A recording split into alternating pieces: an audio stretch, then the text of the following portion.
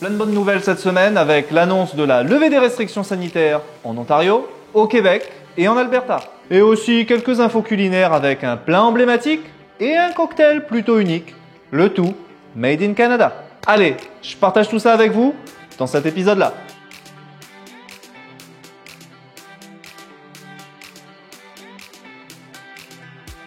Restrictions sanitaires en Ontario, c'est bientôt fini. À partir du 1er mars, plus besoin de présenter de preuves de vaccination pour pouvoir aller au restaurant, au bar ou dans les boîtes de nuit. Plus besoin de présenter ce pass pour assister à une conférence, à une rencontre sportive, aller au cinéma ou encore mieux, aller faire de la gym. Aucun doute, ça va nous changer la vie. Et pour les masques, pas encore de date annoncée pour l'Ontario. Mais notre Premier ministre, Doug Ford, a quand même dit que d'ici fin mars, cette restriction-là aussi pourrait tomber. Et vous, comment voyez-vous cette levée des restrictions sanitaires? Positif? Négatif? Dans les commentaires, dites-nous ce que vous en pensez. La nouvelle du jour, c'est celle-ci. À cause de l'actualité internationale, eh bien, la poutine, c'est fini. La poutine, c'est un plat québécois que vous devez impérativement connaître si vous venez vivre ici. C'est à base de frites, de fromage en grains et vous saupoudrez le tout de gravy. La gravy, c'est une sauce à la viande de couleur brune. Et vous n'en saupoudrez pas les frites, bien évidemment, vous les noyez entièrement avec.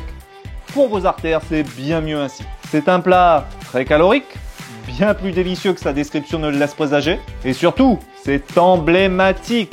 Au même titre que le sirop d'érable, la police montée et les double chez Timmy's. Vous en trouvez partout au Canada de la poutine. On a bien évidemment des poutineries, des restaurants qui s'y spécialisent. Et tous les fast-foods vous en proposent aussi. En France, vous pouvez choisir entre frites et potatoes. Et bien ici, vous pouvez choisir entre frites et poutine. Ce que je vous ai décrit constitue le plat de base. Vous pouvez l'agrémenter de globalement tout ce que vous voulez ici. On appelle ça des poutines pimpées à ce que j'ai compris. Dans ce domaine, the sky is the limit. Et votre capacité d'ingestion aussi parce que quand même, c'est bourratif. La poutine aurait été inventée dans un restaurant qu'on appelle le Roi Giuseppe, à Drummondville. Et en réponse à l'actualité internationale du moment, eh bien ce même restaurant a décidé de retirer le nom du plat et de le changer en ceci. Frites, fromage, sauce. Ouais, ça sonne pas pareil tout de suite. C'était quand même mieux avant à mon avis. Bon, ceci dit, ce n'est que temporaire, ils l'ont promis. En tout cas, si vous venez au Canada, je vous encourage à goûter à cette douceur du pays. De préférence en hiver, parce que c'est là où vous utiliserez mieux cet excès de calories. Et la meilleure poutine, la meilleure frite fromage sauce, je vais avoir du mal avec ça, je le sens. C'est bien sûr au Québec que vous la trouverez, aucun doute là-dessus. Et vous en pensez quoi de la poutine ? Quelles sont les meilleures adresses à votre avis? Dites-nous tout ça dans les commentaires, on a toujours besoin de bonnes adresses ici. On met au Québec les masques, c'est fini. C'est en tout cas ce qu'annonce la presse aujourd'hui. Les provinces canadiennes commencent à laisser tomber une à une les restrictions sanitaires liées au Covid. Et le Québec a annoncé son plan aujourd'hui. Dès le 12 mars, le pass vaccinal, c'est fini. Les restrictions d'accueil dans les commerces, les restaurants, les cinémas, les gyms. Tout ça c'est fini. Retour à la normale dans toutes ces industries.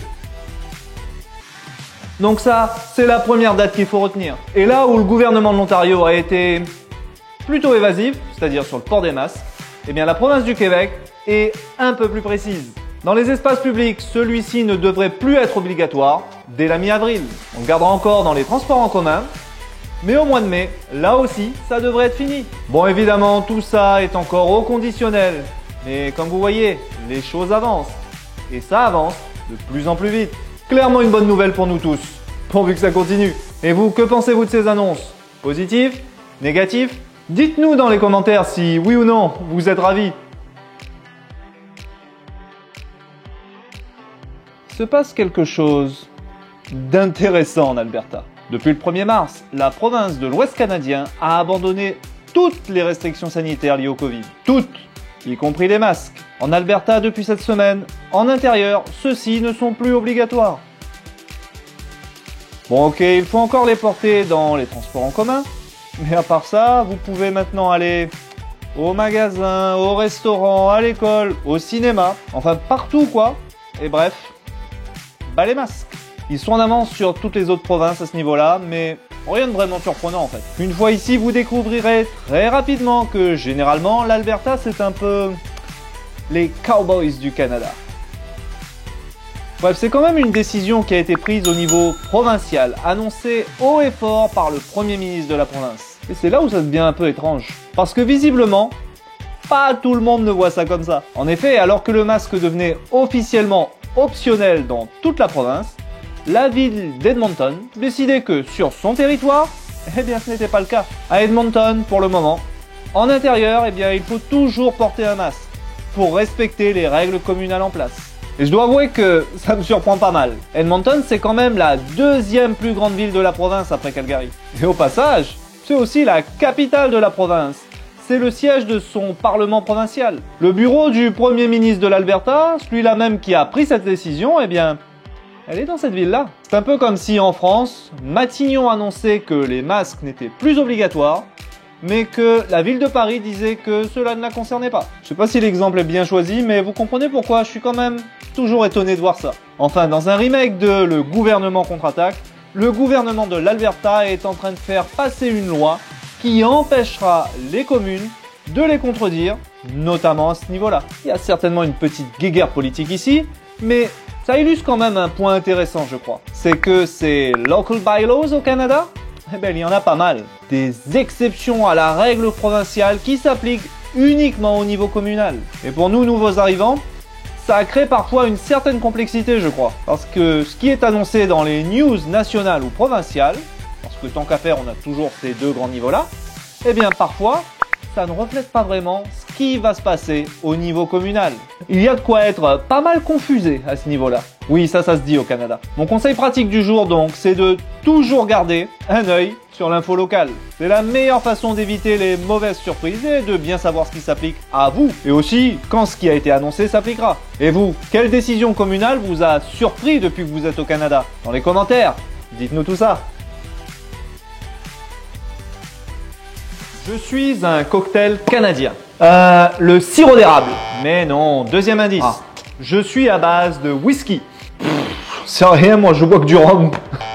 C'est mal parti. Alors, je suis une spécialité du Yukon, plus précisément de la ville de Dawson City.